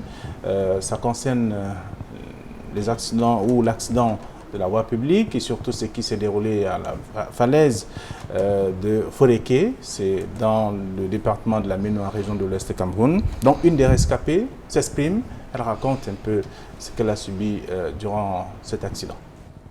Your love is kind.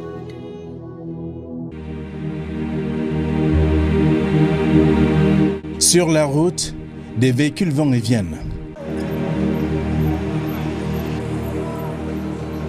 Parmi eux, il y a des voitures de transport en commun qui vont pour la région de l'Ouest Cameroun.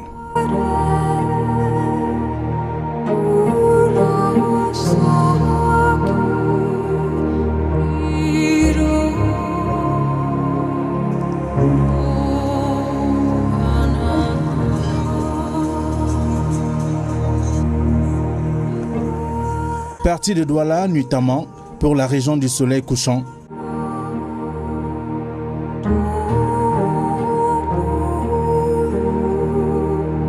Céline, rescapée de l'accident survenu à la falaise de Tchang au petit matin du 27 janvier dernier, raconte. On a fait le plein de bus de 70 personnes. La seule différence qu'il y avait dans ce bus, c'est qu'il y avait beaucoup d'enfants qui étaient portés par leurs parents. Donc il y avait les parents qui avaient les 2 enfants, les 3 enfants portés par ces parents-là. Et les gens qui partaient aux funérailles. Donc la voiture, il n'y avait pas les gens dans le couloir. Sur les escaliers, non. Oui, il n'y avait personne, le couloir était libre, il n'y avait pas de bande de touche. Donc, ce n'est que les parents qui ont porté les enfants. Puis s'ils n'ont pas payé les billets de ces enfants, ils ont porté leurs enfants. C'est pour ça qu'il y a eu beaucoup de personnes dans le bus. Le voyage qui a bien démarré connaît son terme lorsqu'un passager ayant raté sa destination demande à descendre du véhicule. On a voyagé sans problème de Douala jusqu'à Mélon. C'est au niveau de Mélon qu'une dame devait sortir au carrefour. Elle paraît qu'elle somnolait aussi, on traversait avec elle. Quand elle se réveille, elle dit au chauffeur qu'elle a dit qu'elle sort au carrefour Mélon. On avait déjà traversé. C'est dans son bavardage donc que je me réveille. Pour finir, elle descend. Quand elle descend donc, elle s'en va. Je demande donc à mon voisin, parce que la voiture continue à rouler, je demande donc à mon voisin à côté de moi qui était à côté de la vitre, que mes voisins, on est même où ici? Parce que je sortais du sommeil. On est même où ici? Il me dit qu'on est déjà en train d'aller en train de vouloir monter la falaise. Des secondes après, cette petite conversation tenue entre 2 passagers aux environs de 5 heures du matin, la situation change. Des destins se brisent, des flammes occupent l'espace de vie.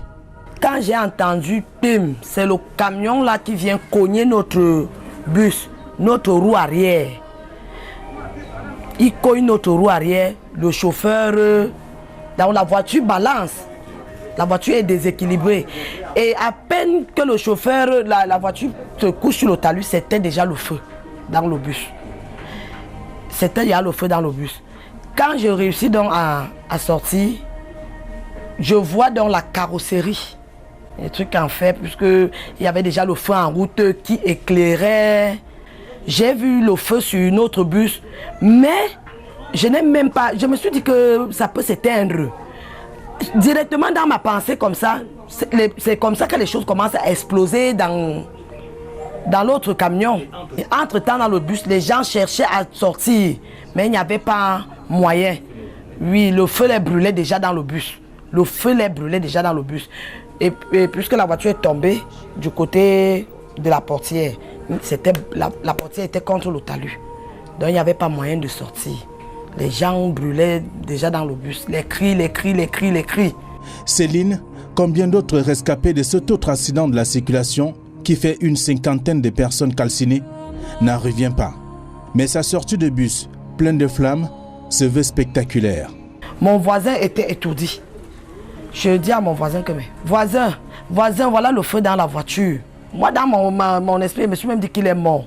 J'ai dit, voilà le feu dans la voiture, voilà le feu dans la voiture. C'est là où il revient. Je dis, casse la vitre là pour qu'on sorte. Il casse dans la vitre. Je n'ai même pas su. Donc, quand il a cassé la vitre, tout le monde bagarrait déjà dans le bus. C'est comme ça que il sort. Le moment où je veux sortir, je mets pied pour le talus. Le moment de rentrer, il y a un moment, je ne sais pas comment il s'est retrouvé sur la vitre. C'est là où je devais passer. Donc je commence à bousculer cette maman avec les pieds. Je crie que maman sort, sort, sort, sort. Donc c'est avec la pluie là, elle tombe donc. Quand je veux donc rentrer dans le bus, je sens que le feu a déjà pris ma perruque. Je balance dans la perruque. Donc si c'était la greffe que j'avais cousue, je devais être... ça devait bien me brûler. Je devais bien me brûler. Donc la chance vraiment que j'ai eue, c'était une perruque. Quand je balance, elle tombe. C'est là où je sors. Je me retrouve en dessous du bus. Le feu est déjà sur le goudron, les herbes en brousse. Partout, partout. Les gens se bousculent. Et voilà donc le témoignage de l'une des rescapées de cet accident de la falaise de Foréké. C'est à l'ouest du Cameroun. Irène Tembien nous a rejoint sur ce plateau. Bonsoir et bienvenue. Bonsoir Flavien.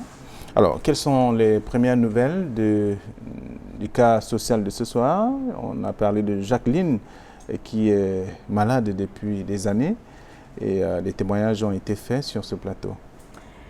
Tout à fait. Nous avons perçu des contributions pour le cas de Dame Abomo Jacqueline.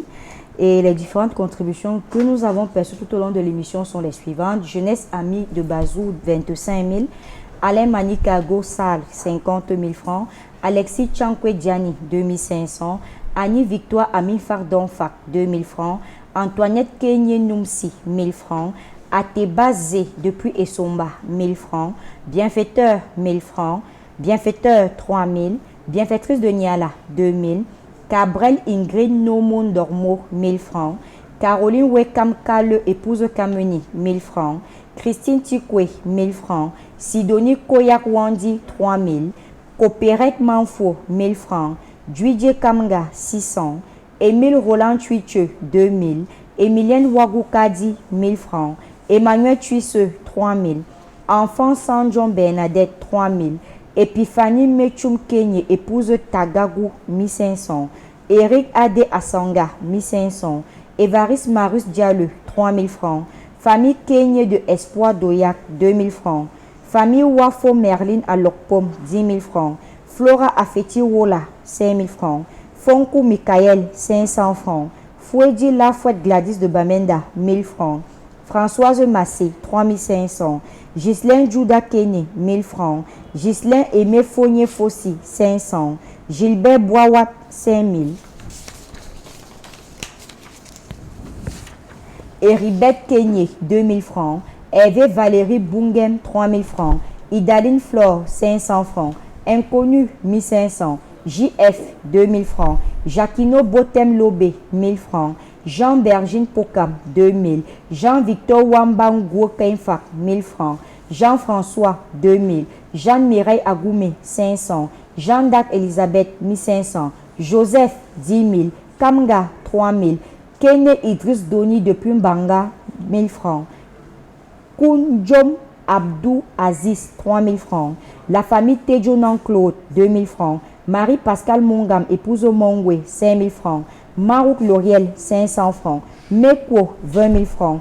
Michel Raoul Wafo Kenye, 1000 francs. Michel Bette Toukam, 3400. Madame Bala, 20 000 francs. Madame Medjo Abafoussam, 2000 francs. Madame Monka Marie de Manjo, 1000 francs. Madame Gakwe Emeline de Manjo, 1000 francs. Moïse Chitan Jikam, 5000 francs. Monsieur Tchagé depuis Garoua, 2000 francs. Nadège Diogo, 1000 francs. Nadine Pegwam Fosso, 15 000. Néline Gansop de Bangwa, 300. Ngoniek, 2500. Goumela Ignace, 500 francs. Ngefak Gires Valdo, 1000 francs. Songa, 5000 francs. Nous avons, pour le compte de Maman Jacqueline Abomo, un montant de 333 100 francs CFA. Voilà, donc ça c'est pour le cas de Jacqueline. Tout à fait. Qui est malade et qui attend davantage des hommes de bonne volonté pour être prise en charge. D'abord aussi savoir de quoi elle souffre véritablement. justement, il faudrait véritablement qu'on sache de quoi est-ce qu'elle souffre parce que ça date de 2014. Et nous disons déjà merci à ces chers bienfaiteurs qui ont bien voulu venir au cri de cœur de cette maman sur ce plateau.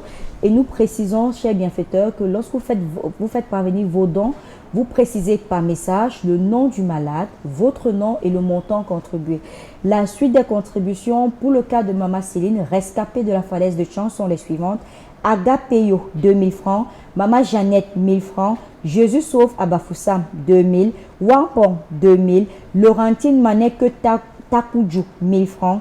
Kati Tafep, 5000. Le Cordeau de Manjo, 1000 francs. Madame Gako Fomu Emeline, 1000 francs.